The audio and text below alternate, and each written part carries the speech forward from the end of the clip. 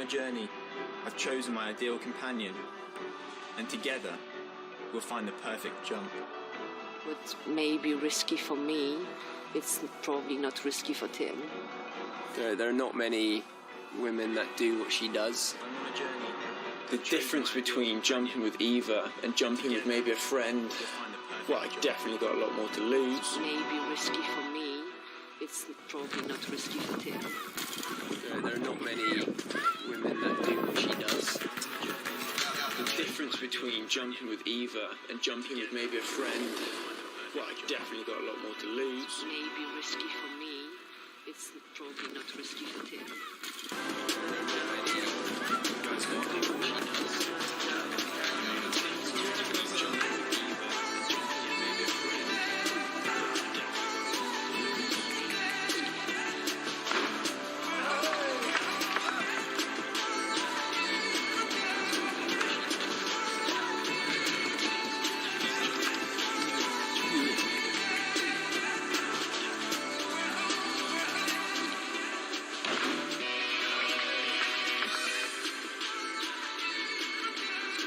Chamonix is a town quite unlike any other. Nestled in the shadow of the imposing Mont Blanc, its resort in southeastern France has long attracted those drawn to the conquest of the mountains. It was from Chamonix that the first successful ascent of Western Europe's highest peak was launched back in 1786. Long considered the birthplace of alpinism, Chamonix has since become a haven for all manner of mountain and winter sports, and in recent years it's emerged as the mecca of trail running. Climbing Mont Blanc is one thing, but how about running all the way around it? That's the question thousands of elite athletes were looking to answer during the UTMB, the Super Bowl of trail running. 170 kilometres to cover across France, Italy and Switzerland, and an elevation gain of some 10,000 metres. It's like running 4 marathons while climbing Mount Everest twice. By the time the runners reach Cormier in Italy, they'll already have run 80 kilometres and climbed 4,500 metres, which is practically the height of Mont Blanc. They'll continue to plunge on through Val Thorens and over the Swiss border. The final 50k will be a question of both speed and survival. The winners will arrive to a hero's welcome in Chamonix on Saturday afternoon after over 20 hours of non-stop effort. But around a third of the field will never see the finish line because the UTMB takes no prisoners. For most of the 2,500 participants, just getting to the start line of UTMB is a huge achievement, the result of many years of hard work and sacrifice. But around a third to complete the punishing 170-kilometre course. The runners arrived at the first of many aid stations scattered throughout the course, a chance to take on food and drink and have a rest or even receive medical attention if necessary. The dropout rate on the UTMB is pretty high.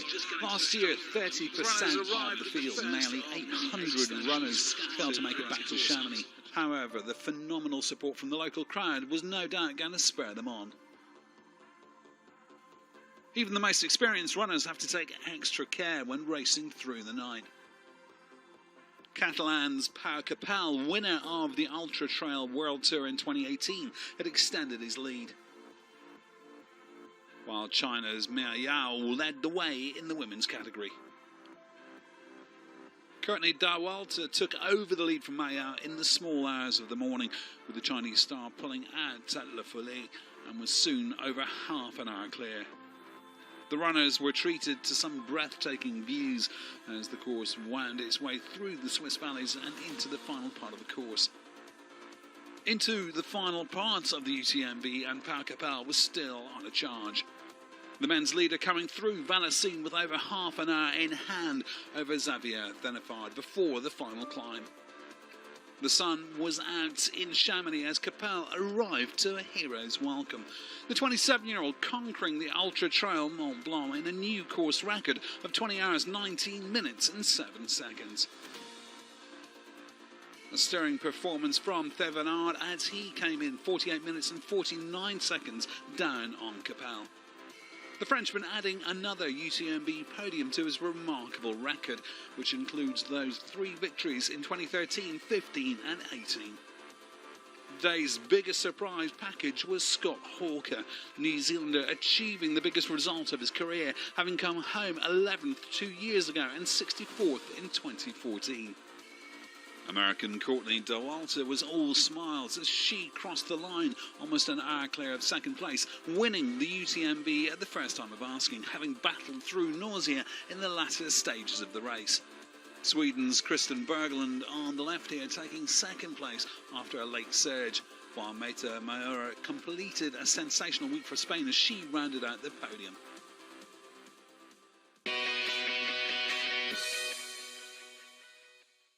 Welcome to Karpenisi, the capital of the regional area of Evrytania in Greece, where the first ever Hellas Rally Raid 2019 took place.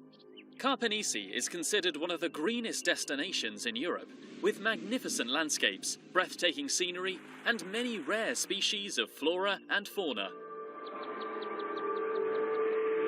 7 days of riding in the remote areas of the central Greece mountains is a unique experience for everyone. This year, the Hellas Rally welcomed more than 230 competitors from 27 countries who compete across 10 different divisions and having to cover more than 1,300 kilometers. It was our target to come here in this area for many years, but this year we achieved concrete agreement with the local authorities. We achieved to have all the permissions required to use all this area. We have to remind that Evrytania is one of the most unpolluted natures in all over Europe.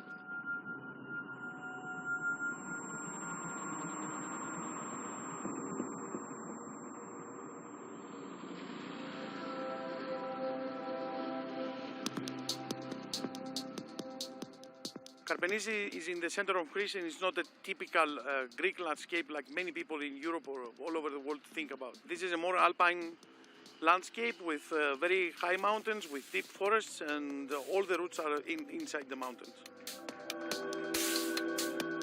Hellas Rally is open to any level of competitors, starting from high-level professionals to first newcomers, to people that are really amateurs. We have a lot of women this year. We also have some special participations with people that are handicapped.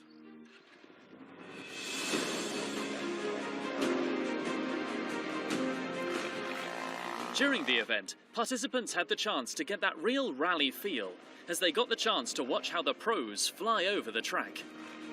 Impressively, experienced riders were not under-challenged and newcomers were not overwhelmed on these demanding routes.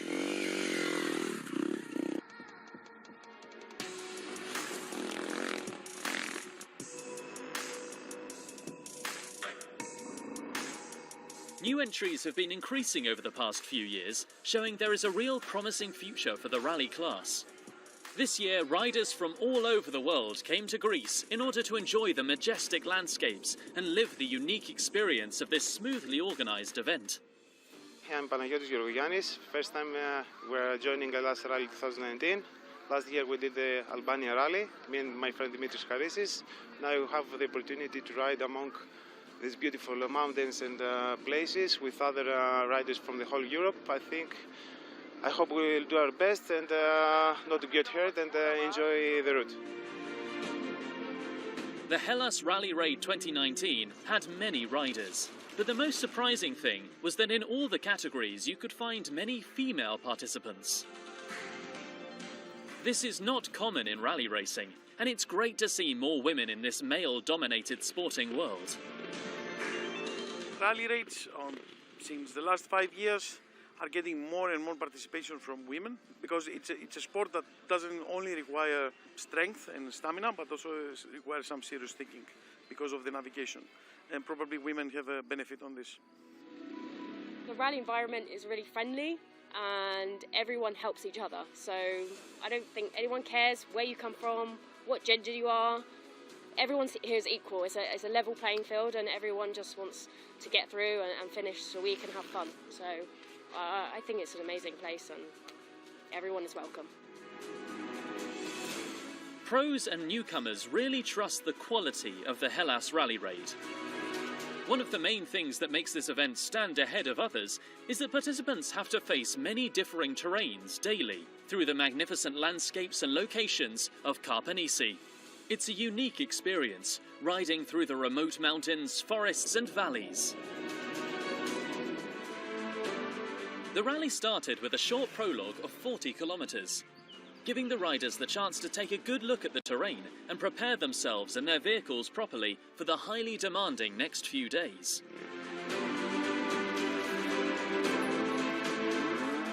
One of the most important things you have to do before any race is prepare your vehicle.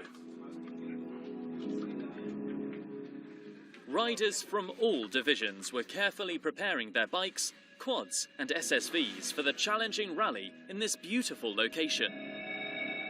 It's not an easy job to set up your vehicle for such a demanding race. Coming from different countries, riders and drivers had to make the decision for the right tyres and to set up their suspensions perfectly. For us, we are from Holland, and we've got in Holland sand tracks. We got heavy sand, and the suspension is very important in Holland. For example, for the sand tracks, we are looking always for grip on the rear tire, on the rear, and so the suspension must be going down for more grip. So that you must have traction. But here in Greece, we have a very hard ground, very rocky ground. We're not used to that. So it's for the small rocks, the suspension must be going over it, because when it is for in the sand, the suspension, it will be too soft. Because when you have the big rocks, the suspension will be immediately to the end.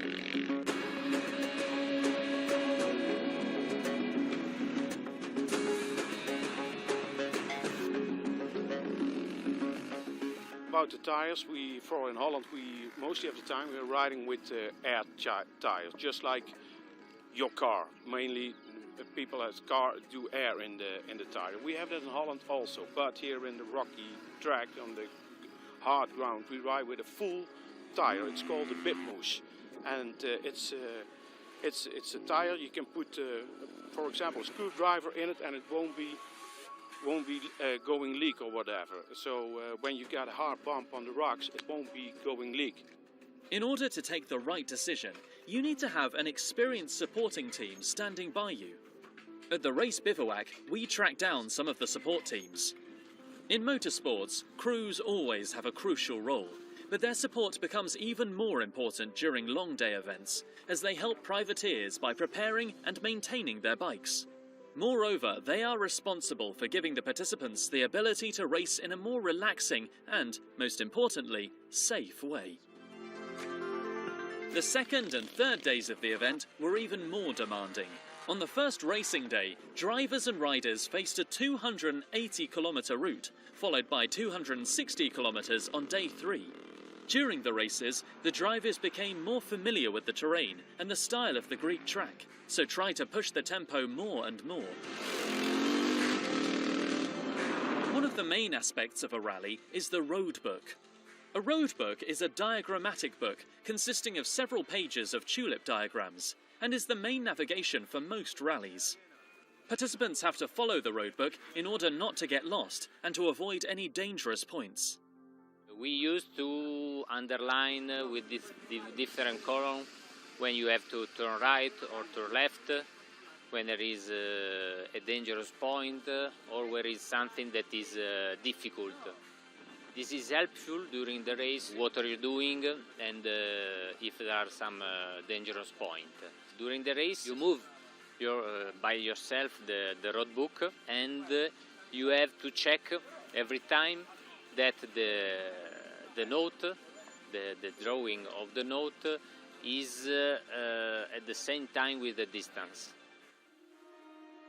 The roadbook is a useful tool for the riders, but have you ever wondered how difficult it is for bikes and quads to read a roadbook during the race? Is it easier to read it on the SSVs? Let's see two different points of view by some high-level competitors. we're driving with road books, and comparing to the cars or SUVs, we have a small moment to look at the road book and to find our way. And it's different between the cars. They have a navigator and they can say it, and we must do it by ourselves. And when we look at the road book, for one moment we lose the road, and that can be dangerous.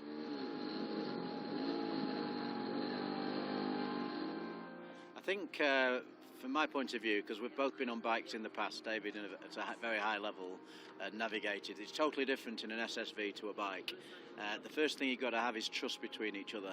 Is that obviously the navigator's got to trust the driver, which doesn't always work out if we roll over or something, and but more so the driver's got to trust the navigator. When he said it's left, and you've just got to believe what he said. Visibility is a lot worse in the SSV. If you're navigating on a bike, you're stood up, you've got a 360-degree turn so you can see around, you can see the whole terrain. When you're navigating in a car, most of the time looking down at his road book and just going off the ICO, and he's not doing anything visually like you do on a bike. You do a lot more visually on a bike than you do in an SSV. So it's a lot more difficult to navigate in an SSV, even though it's the only thing you're doing. Let's go back to the racing in order to follow the biggest day of the rally. Day 4 was very much a marathon. The riders and drivers had to compete in a physically demanding course of 420 kilometres.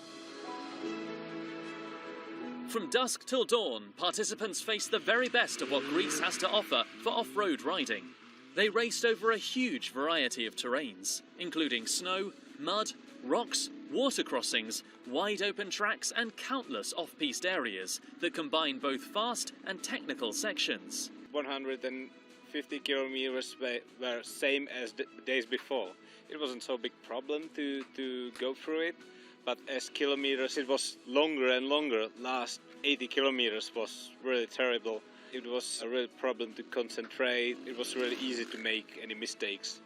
Especially last 40 kilometers were over the mountains full of rocks, and on this type of terrain you really need to concentrate on every single. As battles unfolded in every division, we had the chance to meet one of the 2 physically impaired drivers